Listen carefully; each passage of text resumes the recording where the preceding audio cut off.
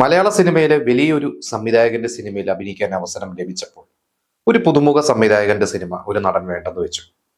എന്നാൽ ആ വലിയ സംവിധായകന്റെ സിനിമ സംഭവിച്ചുമില്ല. മറ്റേ സിനിമ സൂപ്പർ ഹിറ്റ് ആവുകയും ചെയ്തു. ആ ഒരു സിനിമയും ആ ഒരു നടനെ കുറിച്ച് ഞാൻ പറയാം. ഹരിഹരൻ MT കൂട്ടുകെട്ട് എന്ന് പറഞ്ഞു കഴിഞ്ഞാൽ നമ്മുടെ മനസ്സിലേക്ക് കുറെ ക്ലാസിക് സിനിമകൾ വരും. അത് വടക്കൻ വീരഗാഥ ആയിക്കോട്ടെ, പഞ്ചാഗ്നി ആയിക്കോട്ടെ, കുറെ സിനിമകളുണ്ട്. ഈ കൂട്ടുകെട്ടിൽ ഒരു സിനിമ അവർ പ്ലാൻ ചെയ്തു 95 ആ ഒരു കാലഘട്ടത്തിൽ. അതിലേക്ക് അവർ കുറെ ആർട്ടിസ്റ്റുകളെ നോക്കി. അതിലൊരു പ്രധാന വേഷം, ഒരു നല്ലൊരു വേഷം ചെയ്യാനായിട്ട് അന്നത്തെ ഒരു യുവതാരം, ഒരു അപ്കമിങ് സ്റ്റാറിനെ ഇവര് അപ്രോച്ച് ചെയ്തു. ആ നടൻ ചെയ്യാമെന്ന് ഏറ്റു. ആ ഒരു നടനാണ് ബിജു മേനോൻ. ഇതേ സമയത്ത് തന്നെ ലോഹിദാസ് എന്ന ഹിറ്റ് തിരക്കഥാകൃത്ത്, ലോഹിദാസിന്റെ അടുത്ത സുഹൃത്ത്, ലോഹിദാസ് സഹകരിച്ചിരുന്ന പല സിനിമകളിലും സംവിധായകനായിട്ടൊക്കെ പ്രവർത്തിച്ചിരുന്ന സുന്ദർദാസിന് ഒരു സ്ക്രിപ്റ്റ് കൊടുക്കുന്നു. ഒരു സിനിമ, ഒരു കൊച്ചു സിനിമ പ്ലാൻ ചെയ്തു. അതായിരുന്നു സല്ലാപം. അന്ന് സല്ലാപം ആലോചിച്ചപ്പോൾ ഇവര് നായകനായിട്ട് അന്ന് വിനീതിനെ ആലോചിച്ചിരുന്നു. ആനിയുടെ ഡേറ്റ് വരെയൊക്കെ ഇവര് മേടിച്ച് ആനിയുടെ കഥയൊക്കെ പറഞ്ഞിരുന്നതാണ്. പിന്നീട് ഇവര് പല ആലോചിച്ച് നോക്കിക്കോളൂ, പുതുമുഖങ്ങൾ മതി, ഒരു ഇമേജിലുള്ള താരങ്ങൾ വേണ്ട എന്ന് പറഞ്ഞ് ആനീനെ മാറ്റുന്നു. മഞ്ജു വാര്യരെ അഭിനയിപ്പിക്കുന്നു. മഞ്ജു വാര്യർ അതിനു മുമ്പ് സാക്ഷ്യം എന്ന സിനിമയിൽ ചെറിയൊരു വേഷമാണ് ചെയ്തത്.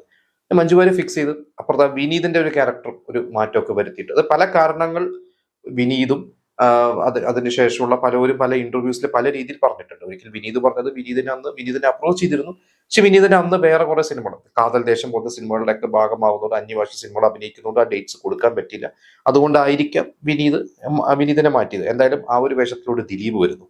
ദിലീപ് വന്നത് അതിന് തൊട്ട് മുമ്പ് ഇവർ ഏഴരക്കൂട്ടം എന്ന ദിലീപ് അഭിനയിച്ച കരീം സംവിധാനം ചെയ്ത ഒരു സിനിമ, അതിലൊരു 7-8 ചെറുപ്പക്കാരിൽ ഒരു ചെറിയൊരു വേഷം ചെയ്തു. ചെറിയൊരു വേഷം, ത്രൂ ഔട്ട് വേഷമാണ്. പക്ഷെ ആ ഒരു സിനിമ അങ്ങനെ വലിയൊരു ഹിറ്റൊന്നുമല്ല. പക്ഷെ ദിലീപിനെ അവരതിൽ ശ്രദ്ധിച്ചു. അങ്ങനെ ദിലീപിനെ ആ ഒരു വേഷത്തിലോട്ട് അഭിനയിപ്പിക്കുന്നു.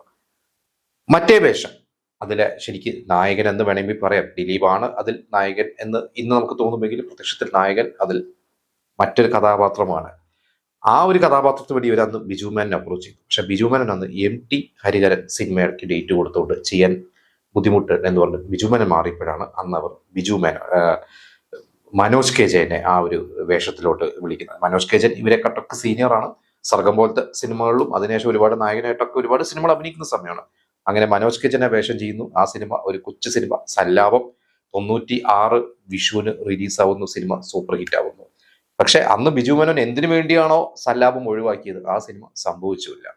പിന്നീട് ഒരിക്കൽ സല്ലാപം ഹിറ്റായി ഓടിക്കൊണ്ടിരിക്കുന്നു. സിനിമ 100 ദിവസമൊക്കെ പിന്നിട്ട ശേഷം ഒരു ഫംഗ്ഷൻ കോഴിക്കോട് എവിടെയോ നടന്ന ഒരു ഫംഗ്ഷന് വെച്ചിട്ട് എൻ്റെ സംവിധായകൻ സുന്ദർദാസിനെ ബിജു മേനോൻ കണ്ടിട്ട് പറയുന്നു, എനിക്ക് വലിയൊരു സൂപ്പർ ഹിറ്റാണ് നഷ്ടപ്പെട്ടത്.